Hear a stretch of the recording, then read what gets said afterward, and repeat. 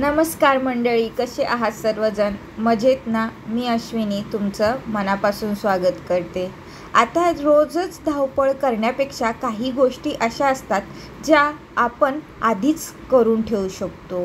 म्हणजे जर आपण मार्केटमधून भाजीपाला आणला तर तो भाजीपालाही आपण एकदाच साफ करून व्यवस्थित स्टोअर करू शकतो. तर इथे मी वाटाणा दाखवला आहे जसं, आणि मी हे शेंगदाणे एकदाच आणते आणि महिन्याचे का होत नाही ते भाजून ठेवते, म्हणजे लागेल तेव्हा सहज उपलब्ध होतील भाजलेले आणि उपयोगही करता येतो. आता हिरव्या मिरच्यांचे तुम्ही देठं काढून ते धुवून डब्यामध्ये भरून ठेवू शकता. साईड बाय साईड तुम्ही हे शेंगदाणे चेक करत पण राहायचे की त्याच्यात एखादा खडा वगैरे काही जाणार नाही ना, आणि ते भाजून घ्यायचे. तर हे भाजलेले शेंगदाणे जास्त काळ टिकतात, त्यामुळे ते खराबही होत नाहीत.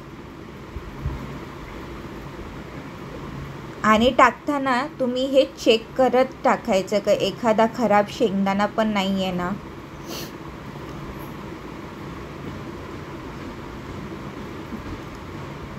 तर हे जवळजवळ मी महिन्याभरासाठी शेंगदाणे भाजून ठेवले. तसंच आता अद्रक लसूणची पेस्ट म्हणा, तर अद्रक लसूणसाठी पेस्टसाठी आपण पहिलं अद्रक हे स्वच्छ करून धुवून पुसून कपड्यामध्ये आणि मग नंतरून ते बारीक कापून घ्या.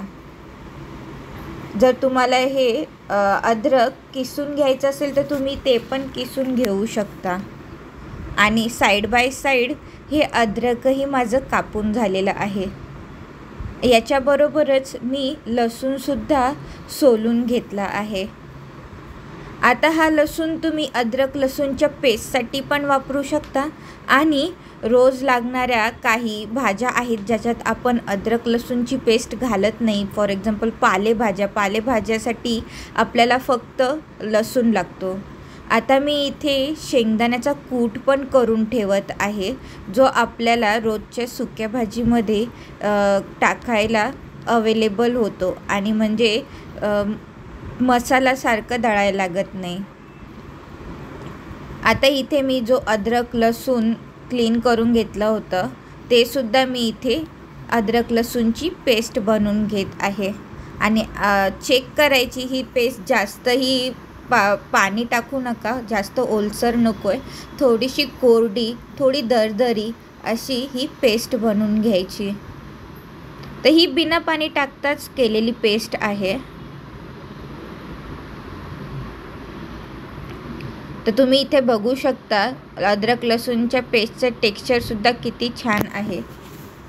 आता अशा प्रकारे मी माझ्या आठवड्याभराचं म्हणजे महिन्याभराचे शेंगदाणे आणि काही शेंगदाण्याचं कूट आहे, कढीपत्ता आहे, अद्रक लसूण पेस्ट, लसूण, वाटाणे आणि हिरवी मिरची साफ झाली. थँक्यू.